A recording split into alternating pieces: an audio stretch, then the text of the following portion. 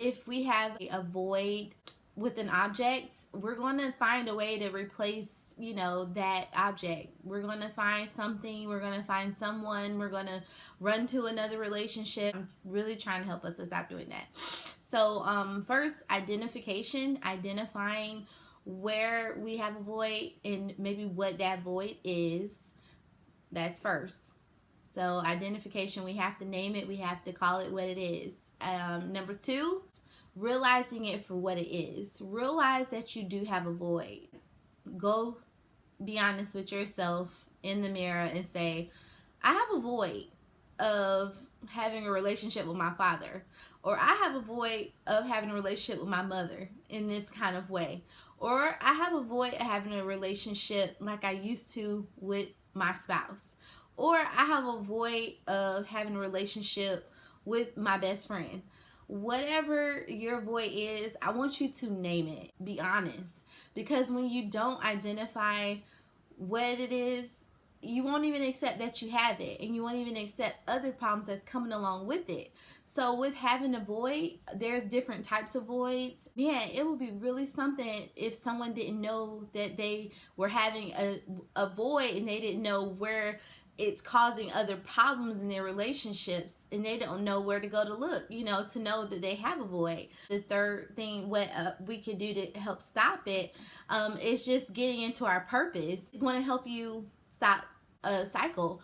It will create a space for you to be able to let out and vent and just feel needed, and you'll feel peace. You'll feel fulfilled, where you had a space. So, one is identification, two is seeing it for what it is, and three, getting on your purpose. So, there's so many voids that come that will bleed over into our relationships if we're not careful, guys. And I just want us to be able to know and challenge ourselves to see, am I using unhealthy behaviors to fill my void?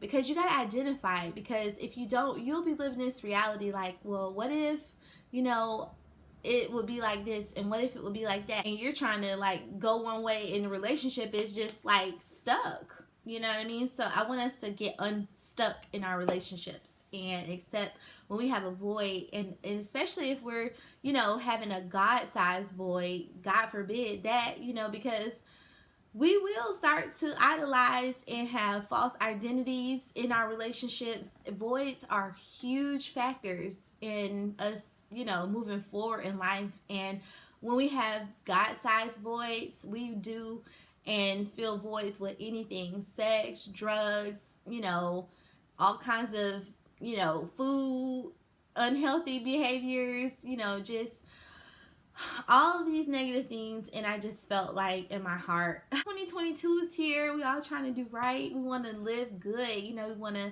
see the highest version of ourselves, guys. And I've always said that on my channel.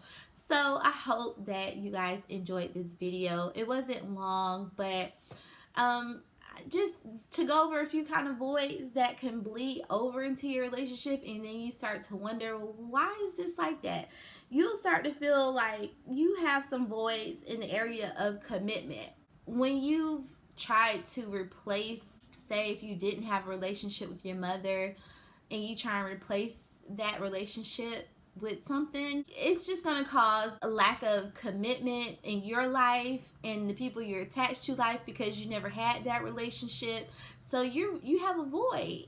We have to first acknowledge that we have a void, because if you're not going to recognize what else is hiding underneath that void. You got to lift that rug up. You can't sweep it under there. You can't sweep a void up underneath there, because it's just going to keep building. It's just going to eventually expose itself, and it's just like it'll bleed over. If you don't know, you need to find out and really maybe do counseling, and that's the truth. And that's what I'm saying. I do believe strongly, like, the voids that we have can cause negative cycles. When are you going to stop and acknowledge it? When are you going to stop and really see it for what it is, and not say, what if we could just keep this old thing going, and it's riding till the wheels fall off, and it's looking very raggedy. And that's not what we want. We want tight and right relationships, you know what I mean? So, and we want to be able to use our purpose as a tool to help us avoid the lack that we're feeling from a void. Our purpose does that. It fills up space. God fills up space. He's going to come in and fill a void, especially when it's a God-sized void. If you're struggling with commitment, lack of communication, and accountability and respect, humility, honor, like so much happens. Those are types of voids. Like you start to feel it in the relationship. You know, you just start to wonder, like, where's the accountability? Where's the respect? Where's the honor? Where is all of this stuff? And it's because the relationship has come to a place where it's just like at a standstill, because somebody has not allowed something in.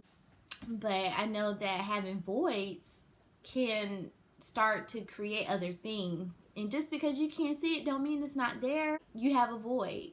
Getting on your purpose is going to keep those voids from spilling over, leaking over into your life. So I hope you guys enjoyed this video. Until next time, peace, guys.